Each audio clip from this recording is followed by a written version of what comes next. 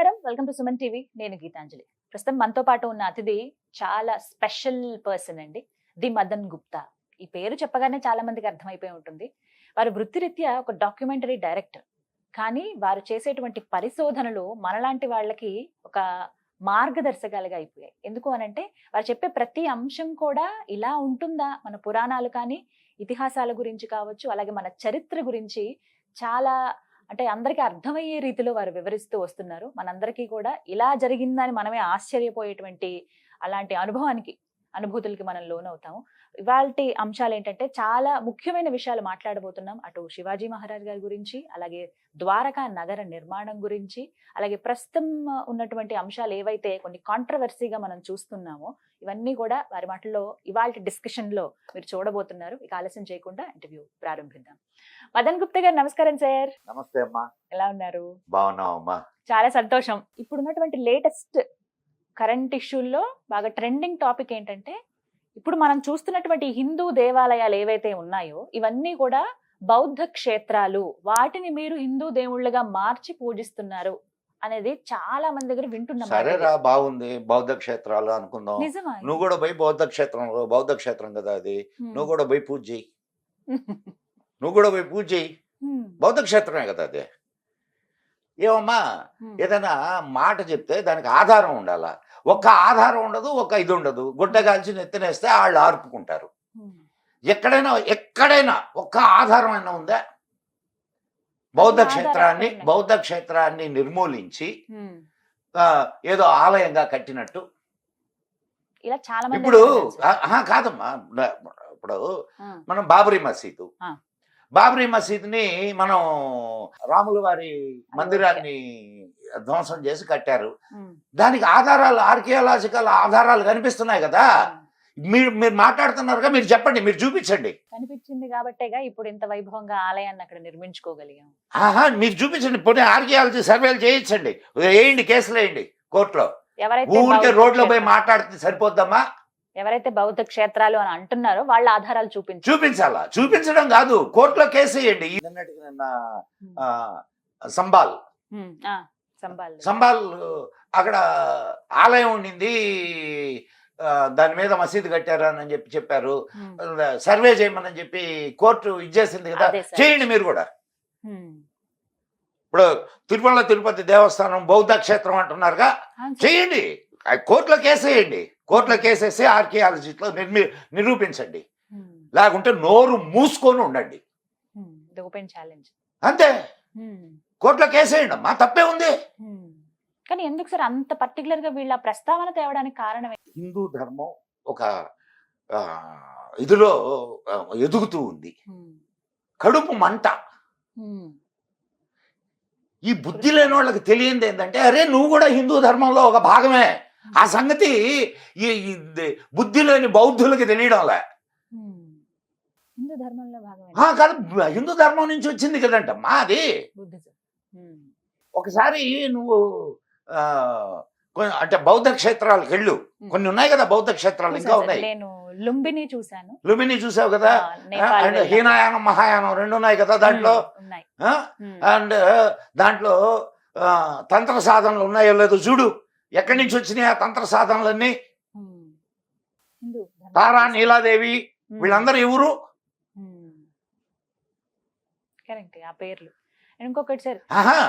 అంటే ఇప్పుడు ఒక పెద్ద మహావృక్షం, ఇది ఒక శాఖ,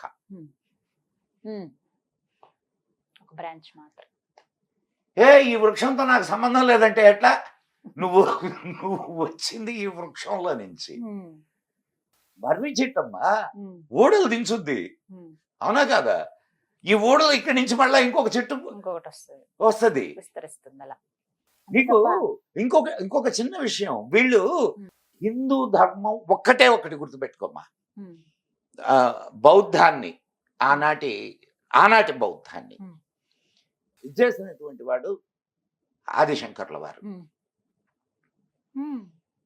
ఆయన ఎవరిని చంపలా, నరకలా. ఆయన వాదోపవాదాలతో, చర్చలతో బౌద్ధంలో ఉన్నటువంటి సిస్టమ్ ఏదైతే ఉందో, ఫిలాసఫీ ఏదైతే ఉందో దాని మీద చర్చలతో దాన్ని ఆ, ఇక్కడ లేకుండా చేశాడు.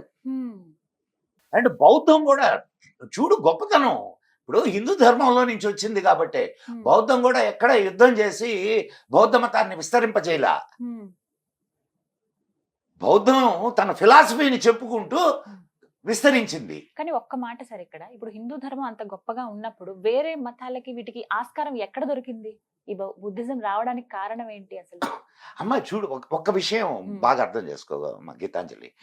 ఎప్పుడు మానవ మస్తిష్కం ఒకేలా ఉండదు.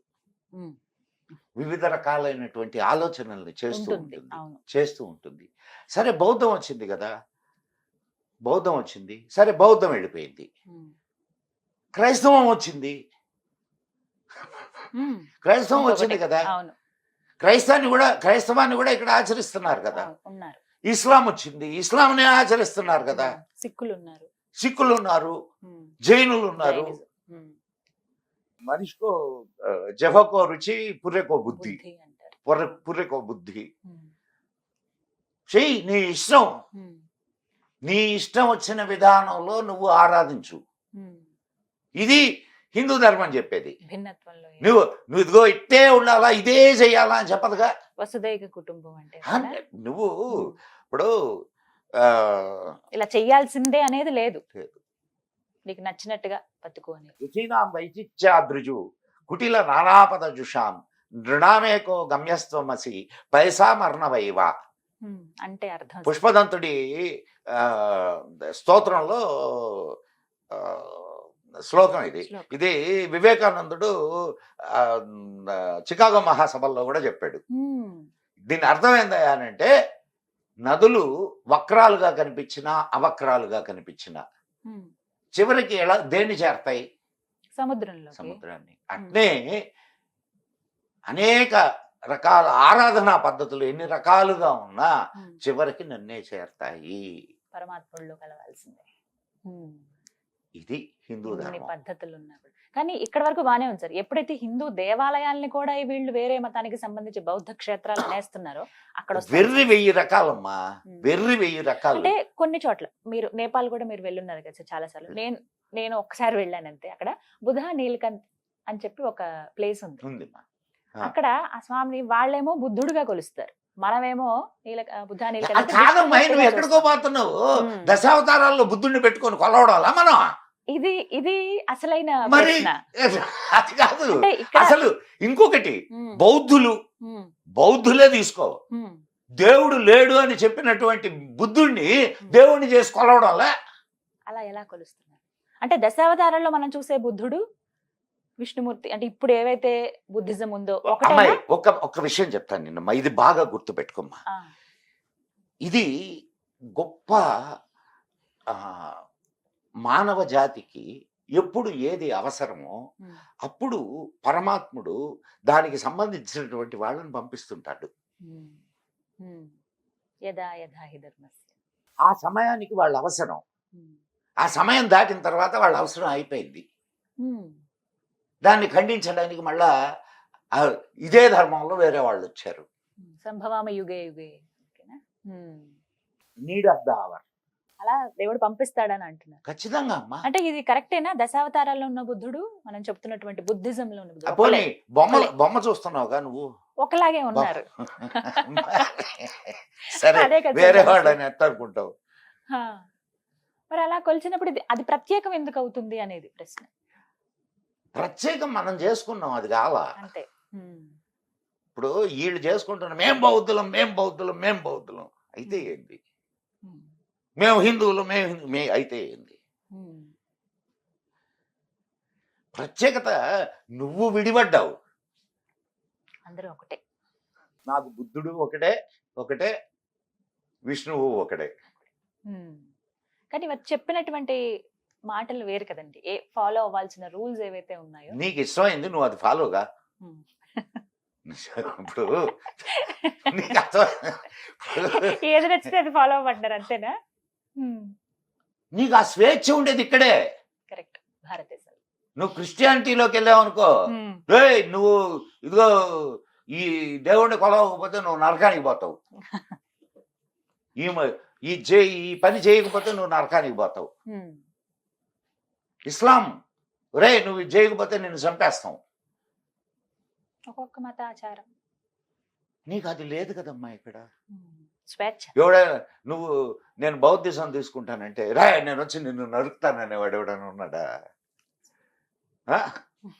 మరి కానీ అలా ఉండడం కూడా ఒక చిన్నతనం, తక్కువదనం అయిపోయిందని చెప్తారు సార్. నిజమేనా? తప్పు మనదే, వాళ్ళలాగా అమ్మాయి, మనం కూడా స్ట్రిక్ట్ గా లేవు అని అంటారు సార్. నేను ఒక మాట చెప్తాను ఇంటవా. ఇప్పుడు వాళ్ళ అన్ని సరే 60 దాకా ఇస్లాం దేశాలు ఉన్నాయి, ఇస్లామిక్ దేశాలు ఉన్నాయి. ఒక్కటన్నా ప్రశాంతంగా ఉందమ్మా? ఒక్కటన్నా ప్రశాంతంగా ఉందా? అంతా ఉండేదంతా ఇస్లామిస్టులే కదా, కొట్టుకు సస్తుండారు. యుద్ధమే. ఇప్పుడు నువ్వు బంగ్లాదేశ్ తీసుకో, ఎందుకు పాకిస్తాన్ తీసుకుందాం ప్రస్తుతానికి, తర్వాత అంటే బంగ్లాదేశ్కి తర్వాత వద్దాం. పాకిస్తాన్ తీసుకో, పాకిస్తాన్లో పరిస్థితి ఏంది? ఇప్పుడు వాళ్ళు చంపడానికి చావడానికి హిందువులు ఎవరు లేరు, వాళ్ళని వాళ్ళు చంపుకు చేస్తున్నారు, వాళ్ళలో వాళ్ళకే కొట్లాట, వాళ్ళని వాళ్ళే చంపుకుంటుంటారు. ఇది రాక్షస మనస్తత్వం. నీకు అర్థం కావడంలే. ఇప్పుడు ఎవరు లేరు కాబట్టి గమ్ముగా ప్రశాంతంగా ఉండొచ్చుగా. అవును, అందరూ ఇస్లామీలేగా. కానీ ఇప్పుడు ఇక్కడ బంగ్లాదేశ్ లో హిందువులు ఉన్నారు కాబట్టి హిందువులను చంపుతారు, రేపు హిందువులు లేరు అనుకో అక్కడ వాళ్ళని వాళ్ళే కొట్టుకు చేస్తారు. మనమే ప్రశాంతంగా ఉన్నాం అంటారు.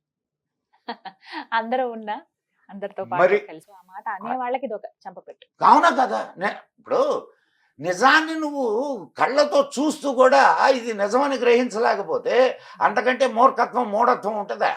ఎవరైతే ఆ మాట అంటున్నారో ఇవి బౌద్ధ క్షేత్రాలని, వాళ్ళకి ఇది సమాధానం. ప్రస్తుతం చాలా అంశాలు జరుగుతున్నాయండి మన ప్రపంచంలో. ప్రత్యేకించి ఇక్కడ మాట్లాడుకుంటే బ్రహ్మకుమారీస్, వీటిపైన ఒక యుద్ధమే జరుగుతుంది.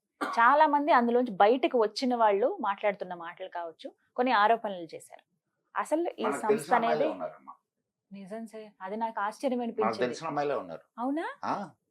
అయితే మీరు వాళ్ళ ఎక్స్పీరియన్స్ మీతో ఏం చెప్పారో నాకు షేర్ చేయండి. అసలు అమ్మాయిని తీసుకొని వచ్చి కూర్చోబెడతాను నీతోటి. డెఫినెట్‌గా. నాకు ఒక మాట ఏంటంటే, అసలు మన పురాణాల్లో వీళ్ళ గురించి ఏమైనా ప్రస్తావన ఉందా? బ్రహ్మకుమారి పురాణాలు అమ్మాయి వాళ్ళు చెప్పేటటువంటి థీరీకి అసలు మన మన హైందవ ధర్మానికి సంబంధమే లేదు. సంబంధమే లేదు. పేర్లు మాత్రం అయ్యాయి. పేర్లు అవి పెట్టారు. ఏది విష్ణువు, శివుడు, శివ పరమాత్మ, ఈ పేర్లు చెప్తారు తప్ప అసలు ఆ ఫిలాసఫీకి హిందూ ఫిలాసఫీకి సంబంధమే లేదు. ఎలా అసలు అటువైపు వెళ్ళగలుగుతున్నారు వాళ్ళు? ఏం చెప్పారు? చూడమ్మా, ఒక మాట చెప్తాను నేను. There are lot of ways to seduce your brain. నిన్ను తీసుకెళ్ళి ఒక వారం రోజులు బ్రెయిన్ వాష్ చేశాను అనుకో,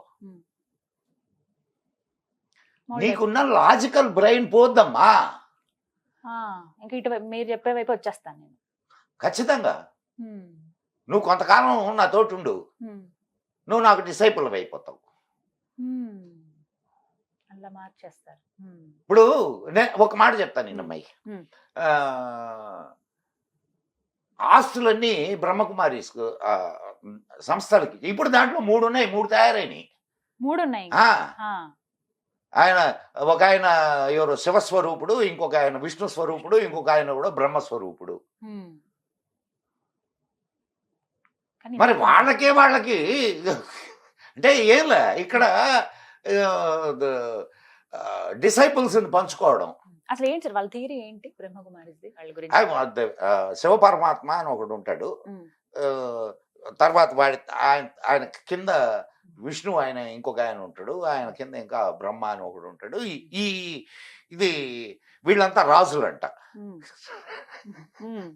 నీకు నేను ఆ అమ్మాయిని తీసుకొచ్చి కూర్చోబెడతాను, ఒకసారి నీకు ఆ అమ్మాయి నంబర్ ఇస్తాను, ఫోన్ చేసి ఒకసారి ఇంటర్వ్యూ చెయ్యి. నాకంటే ఆ అమ్మాయి వాళ్ళ ఫిలాసఫీలు చాలా అద్భుతంగా చెప్పగలదు. ఆయన ఫ్లూట్ ఊతాడంట. అంటే ఫ్లూట్ ఊతడం అంటే ఏంటంటే ఆయన ఫిలాసఫీ చెప్పడం అంట. కానీ వాళ్ళ డ్రెస్సింగ్ కానీ అన్ని ఇంకా నన్స్ లాగా అది కాదు. ఇప్పుడు 3 పెళ్ళాలు అన్న చెల్లెళ్ళు అని అంటారు. అక్క అన్నయ్య అక్కయ్య. ఇది ఎంత దౌర్భాగ్యపు ఆలోచన అంటే, నువ్వు ఆలోచించు. స్త్రీగా ఎందుకు పుట్టించాడమ్మా మనిషి దేవుడు? పురుషుడిగా ఎందుకు పుట్టించాడు? ఒక వాటి వల్ల ఒక ప్రయోజనం ఉన్నదే కదా, ఉన్నదనే కదా, ఉన్నదనే. ఉన్నదనే కదా. నువ్వు అక్కా చెల్లెళ్ళు అసలు ఈ థియరీ హిందూ ధర్మంలో ఎక్కడుంది? It is from Christianity. అంటే దాన్ని స్టార్ట్ చేసిన ఆయన he is not a Hindu. Brahma Kumari start. అలీఫ్ ఆయన పేరు.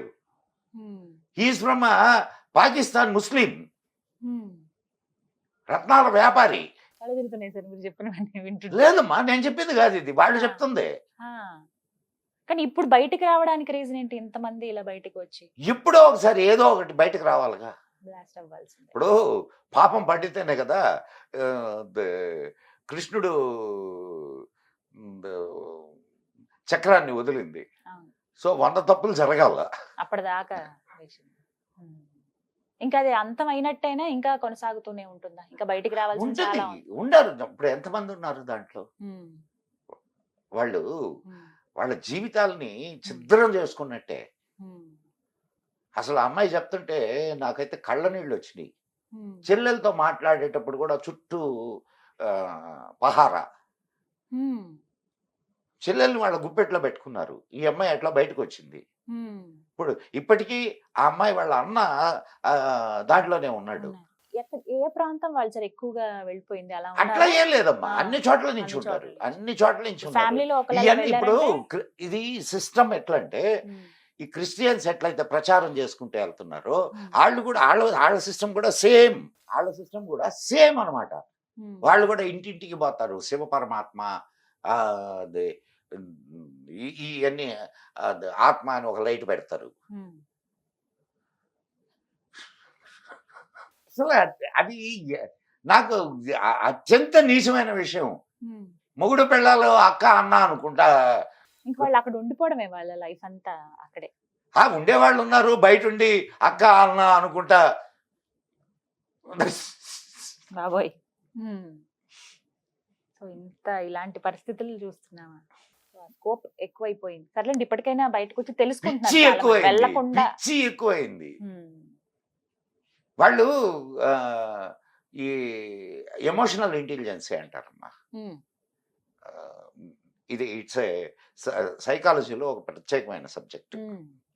ఆ ఎమోషన్స్ ని వీళ్ళు హ్యాండిల్ చేస్తారు, పట్టుకుంటారు, అక్కడ అది క్యాచ్ చేస్తారు, దాన్ని బట్టి ఆడిస్తారు. ఇప్పటికైనా బయటకు వచ్చారు, ఇంకా రావాల్సి ఉంది చాలా మంది. ఎంతమంది వచ్చారు? వేల మంది ఉంటే వచ్చిన వాళ్ళు 10 100ల్లో ఉన్నారు. 10లోనే ఉన్నారు. అవును, నిజం సార్. రైట్, ఇవన్నీ ఇప్పుడు తెలియాలి. సత్యాన్వేషణకి ప్రతి వాడు ఆతృత పడుతూ ఉంటాడు. ప్రతి జీవి నిజమేమిటి, భగవంతుడు ఎవరు, సత్యాన్వేషణలో ప్రతివాడు ఉంటాడు. సరే, భగవంతుడు లేడు అనే వాడిని గురించి అటు పక్కన పెట్టేద్దాం. భగవంతుడు ఉన్నాడు అని అనుకున్నప్పుడు వాడు ఎవడు, ఎట్లుంటాడు, ఎక్కడుంటాడు, వాడి యొక్క గుణాలేంటి, ఇవన్నీ తెలుసుకోవాలని ప్రతి మనిషికి ఉంటుంది. వాడికి ఈ అన్వేషణలో ఇటోళ్ళు తగిలారనుకో అటు వెళ్ళిపోతాడు అనమాట. వాడు చెప్పిన ఒక 4 మాటలు బాగా నచ్చుతాయి వాడికి, అవి అట్రాక్ట్ చేస్తాయి. అంతే కదమ్మా. కానీ అలా కాకుండా స్ట్రాంగ్ గా పుట్టిన ఇప్పుడు అక్కడికి వెళ్ళి కూడా నీకు అందుకే చెప్తున్నది. ఇప్పుడు క్రిస్టియానిటీలోకి వెళ్ళారు, కానీ ఇప్పుడు నిజాన్ని తెలుసుకోవాలి అనేటటువంటి తృష్ణతో వెళ్ళినటువంటి వాళ్ళు వెనక్కి వచ్చేస్తున్నారు. వాళ్ళ అన్వేషణలోనే వాళ్ళు ఉంటున్నారు. కానీ ఏదో ఎమోషన్స్ కోసం వెళ్ళిన వాళ్ళు ఆ ఎమోషన్స్ ని అక్కడే చూసుకుంటూ అక్కడే నిలబడి ఉంటారు. వెనక్కి వచ్చిన వాళ్ళది అది తప్పు అవుతుందా? అంటే ఒక ధర్మాన్ని నమ్మి ఇంకొక ధర్మంలోకి వెళ్ళిపోయి మళ్ళీ వెనక్కి వచ్చిన వాళ్ళని తప్పంటారా మీరు? నేనేం తప్పన్నమ్మా. ఇప్పుడు నేను చెప్పాను కదా, అన్వేషణలో భాగమే అది. ఇప్పుడు నువ్వు దేనికోసం క్రిస్టియానిటీలోకి వెళ్ళావు? ఏదో తెలుసుకుందామని కదా. భగవంతుడు ఏమిటి, వాడెవడో ఏదో చెప్పాడు, వాడు ఏదో భగవంతుడు నిజ దేవుడు, ఆ దేవుడు, ఈ దేవుడు అని ఏదో చెప్పాడు. అక్కడికి వెళ్ళావు నువ్వు. అక్కడికి వెళ్ళిన తర్వాత ఆ సిస్టము, ఆ ఫిలాసఫీ ఇదంతా తెలుసుకున్న తర్వాత, అంటే తెలుసుకోవడానికి వెళితే ఏదో నమ్మకం వేరు, తెలుసుకోవాలా అనుకోవడం వేరు. This is two different. నమ్మకంతో నేను నమ్మాను వెళ్ళిపోయావు. ఇంకా అక్కడ నీకు తెలుసుకోవడం అనేది ఏ ఉండదు, ఒక గుడ్డి నమ్మకం ఏముంటది. తెలుసుకోవడం అనేటటువంటి అంటే సత్యాన్వేషణ, తెలుసుకోవడం అనే దారిలో నువ్వు దాన్ని కానీ పరిశీలించడం మొదలెడితే వెనక్కి వచ్చేస్తావు. సో అది తప్పని అనుకోరు మీరు? ఏది తప్పు చెప్పమ్మా? ఏది తప్పు?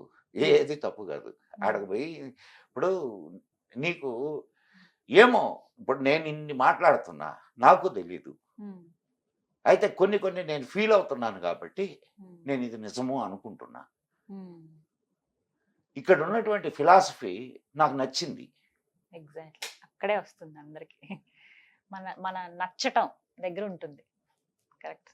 ఫిలాసఫీ నాకు నచ్చింది, దీంట్లో నిజం ఉంది అనిపించింది, అందుకని నేను దీనికి స్టిక్ అయి ఉన్నా. తక్కినటువంటి మతాలన్నీ కూడా ఏం చెప్తాయనంటే గాడ్ క్రియేటెడ్ ద యూనివర్స్ అని చెప్తాయి. బట్ ఇండియన్ ఫిలాసఫీ ఏం చెప్పుద్ది అంటే గాడ్ మేనిఫెస్టెడ్ ద యూనివర్స్ అని చెప్పుద్ది. తానై ఉన్నాడు భగవంతుడు, ఈ ప్రపంచమంతా తానై ఉన్నాడు. నాకు ఈ ప్రపంచమంతా తానై ఉన్నాడు అన్నటువంటి ఫిలాసఫీ నాకు నచ్చింది. Thank you so much. Valuable time spend చేశారు, చాలా విషయాలు, ఇంకా చాలా మాట్లాడాల్సి ఉన్నాయి. మరి కొద్ది రోజుల్లో మళ్ళీ తప్పకుండా తప్పకుండా. నమస్కారం సార్. ఓం నమః శివాయ. Thank you sir, thank you so much. జై హింద్, జై మా భారతి.